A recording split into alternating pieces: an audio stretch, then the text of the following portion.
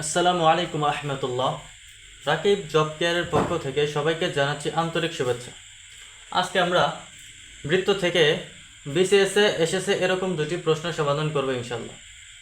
দেখেন, প্রথম প্রশ্নে বলা আছে একটি গাড়ির চাকা প্রতি মিনিটে 90 বার ঘোরে।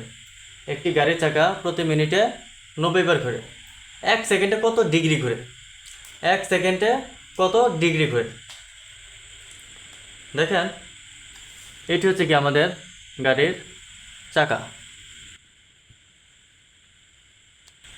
এই চাকাটি প্রতি মিনিটে এই বিন্দু থেকে যাত্রা শুরু করে আবার এই বিন্দুতে শেষ, এরকম প্রতি মিনিটে কয়বার করে? 90 বার করে। অর্থাৎ প্রতি মিনিটে চাকাটি 90 বার ঘুরে। যেহেতু প্রতি মিনিটে 90 বার ঘুরে, তার মানে আমরা এখান থেকে আমরা লিখতে পারবো 1 মিনিট তথা 60 সেকেন্ডে চাকাটি ঘুরে 90 বার। তাহলে 1 সেকেন্ডে চাকাটি ঘুরে কত? 90 ভাগ 60 বার। এখানে আমাদের কাটাকাটি করলে আসবে 3/2 বার। তার মানে 1 সেকেন্ডে কি চাকাটি কয়বার ঘুরেছে? 3/2 বার। এখন দেখেন, এইখানে চাকাটি যদি একবার ঘুরে তাহলে আমাদের কত ডিগ্রি ঘুরে? এখানে কি 90 ডিগ্রি, এখানে 90 ডিগ্রি, টোটাল হচ্ছে কি 180 ডিগ্রি। আবার এখানে 90, এখানে 90, কত হচ্ছে? 180। টোটাল কত? 180 যোগ 180 360। অর্থাৎ একটি চাকা যদি একবার ঘুরে তাহলে সেটি কি 360 ডিগ্রি ঘুরে।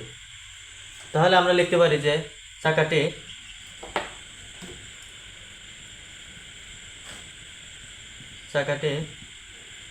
একবার ঘুরলে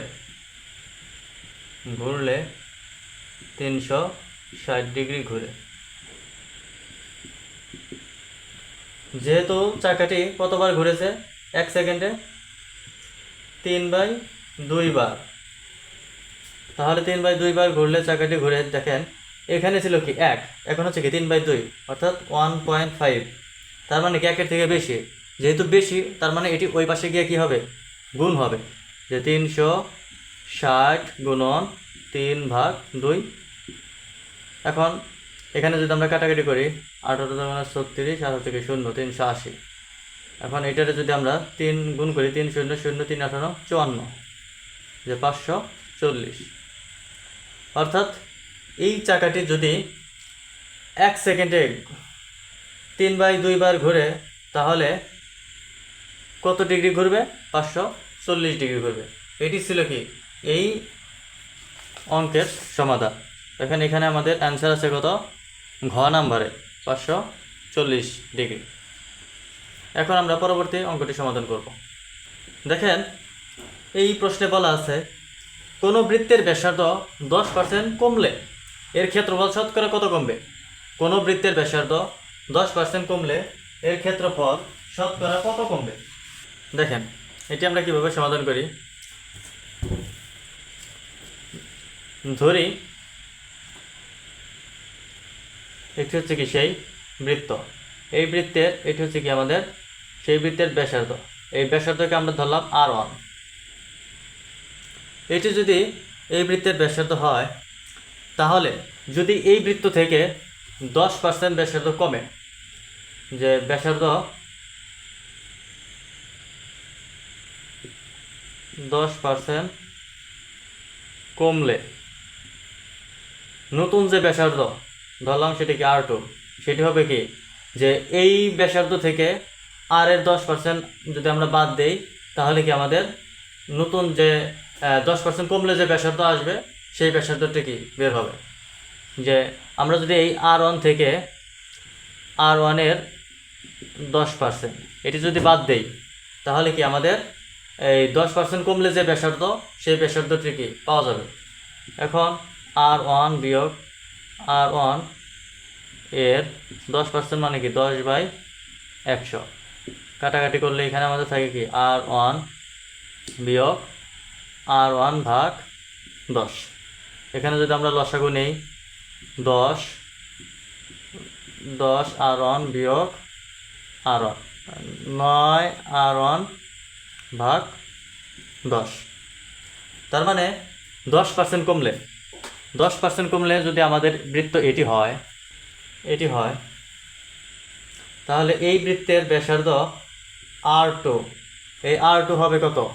9R1/10। যেহেতু আমাদের দুইটা বৃত্তের ব্যাসার্ধ পেয়েছি, সেহেতু আমরা দুইটা বৃত্তের ক্ষেত্রফল নির্ণয় করতে পারি। দেখেন, প্রথম বৃত্তের ক্ষেত্রফল, প্রথম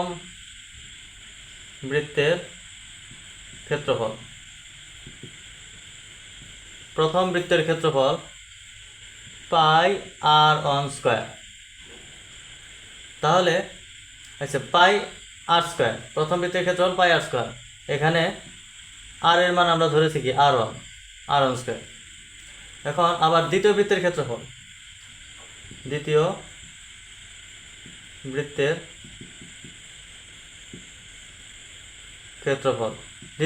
ক্ষেত্রফল কি πr²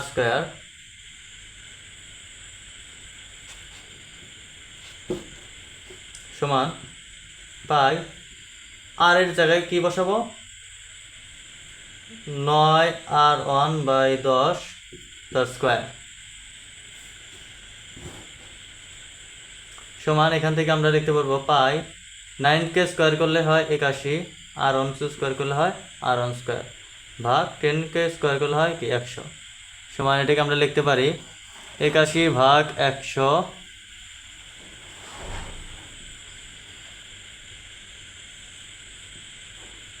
πr1²। এটি হচ্ছে কি আমাদের দ্বিতীয়, অর্থাৎ 10%, ব্যাসার্ধ 10% কমলে যেই বৃত্ত আসবে সেই বৃত্তের ক্ষেত্রফল। এখন আমরা যদি এই প্রথম বৃত্তের ক্ষেত্রফল থেকে যদি দ্বিতীয় বৃত্তের ক্ষেত্রফল যদি বাদ দেই, তাহলে কি আমাদের এই 10% ব্যাসার্ধ কমলে যেই পরিমাণ ক্ষেত্রফল কমবে সেই পরিমাণটা কি বের হবে। অর্থাৎ আমরা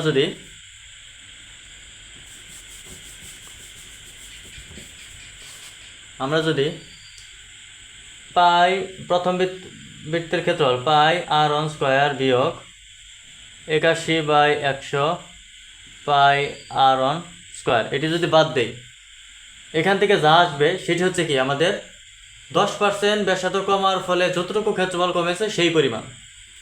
অর্থাৎ এখানে আমাদের লসাগু কত? 100 πr1² বিয়োগ 81 πr1²।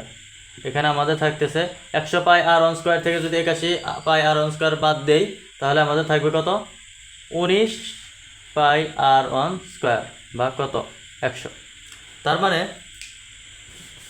আমাদের 10% ব্যাসার্ধ কমার ফলে আমাদের ক্ষেত্রফল কমেছে কত? এই পরিমাণ। 10% ব্যাসার্ধ কমার ফলে ক্ষেত্রফল কমেছে কত? এই পরিমাণ। এখন আমরা লিখতে পারি যে ক্ষেত্রফল যখন πr², তখন ক্ষেত্রফল কমে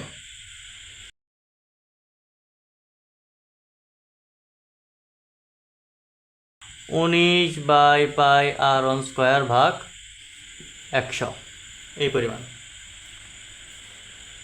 সুতরাং ক্ষেত্রফল যখন 1, তখন ক্ষেত্রফল কমে কত? এটা ওই পাশে গিয়ে কি হবে? ভাগ হবে। 19 πr1² ভাগ 100 গুণন কত? πr1²। আবার ক্ষেত্রফল যখন 100, যেহেতু আমাদের শতকরা বের করতে বলেছে, তখন ক্ষেত্রফল কমে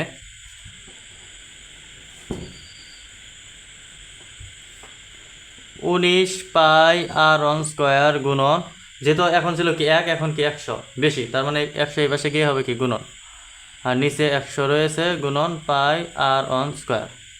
এখন আমরা যদি কাটাকাটি করি, 100 আর 100 কি কাটা, πr1² কাটা, থাকে কি শুধু আমাদের এখানে থাকতেছে কি শুধু 19। তার মানে আমাদের যদি কোনো একটা বৃত্তের ব্যাসার্ধ যদি 10% কমে, তাহলে ক্ষেত্রফল শতকরা কত কমবে? 19%। ক্ষেত্রফল শতকরা কত কমবে? 19%। এখানে আমাদের 19% আছে কত কত ঘ নাম্বারে, তার মানে কি ঘ হচ্ছে আমাদের অ্যান্সার।